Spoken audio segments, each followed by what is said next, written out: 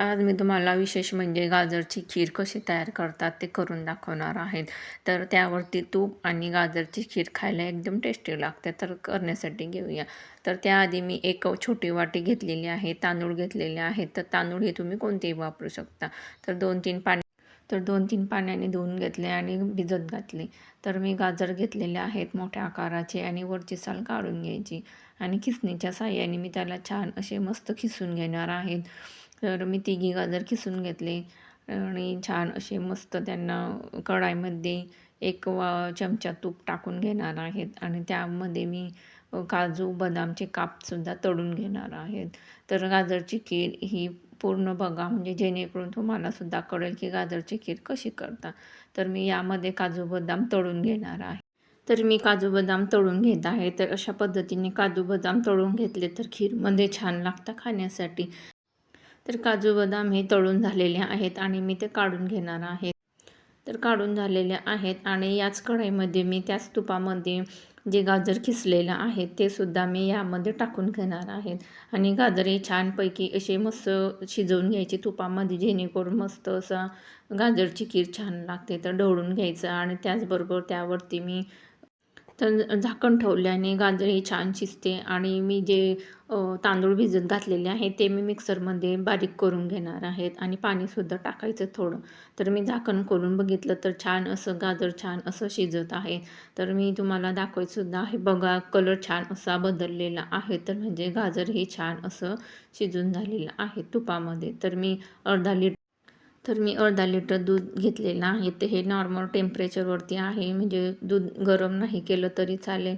तर मी दूध टाकून घेतलेलं आहेत आणि छान असं एकजीव करून घ्यायचं.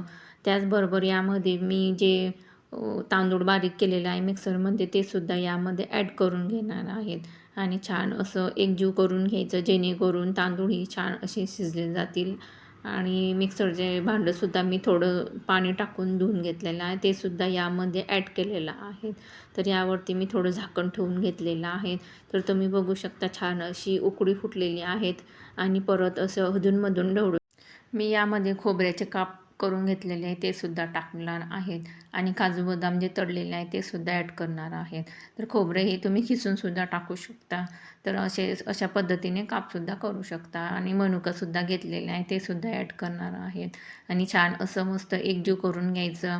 अगदी तोंडाला पाणी सुटेल अशी ही गाजरची खीर तयार होत आहेत.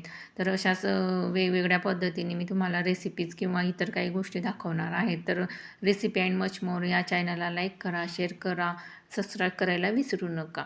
तर मी परत झाकण खोलून ढवळून घेणार आहे. तर तुम्ही बघू शकता मी तुम्हाला एक भाताचा कणोर दाखवत आहे. तो छान असा शिजलेला आहे.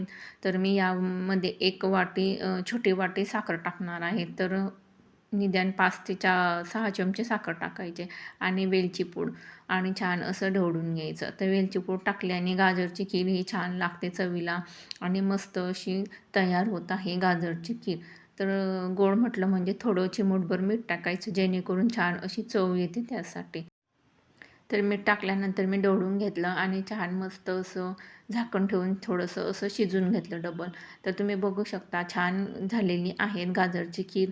तर मी थोडा मोठा गॅस केलेला आहे आणि मस्त असं एकजीव करून घेतलेला आहे. चमच्याच्या साहाय्याने गॅससुद्धा मी बंद करणार आहे. तर मी तुम्हाला सर्व्ह करण्यासाठी एका वाटीमध्ये खीर काढून दाखवत आहे. बघा अगदी तोंडाला पाणी सुटेल अशी ही खीर तयार झालेली आहे.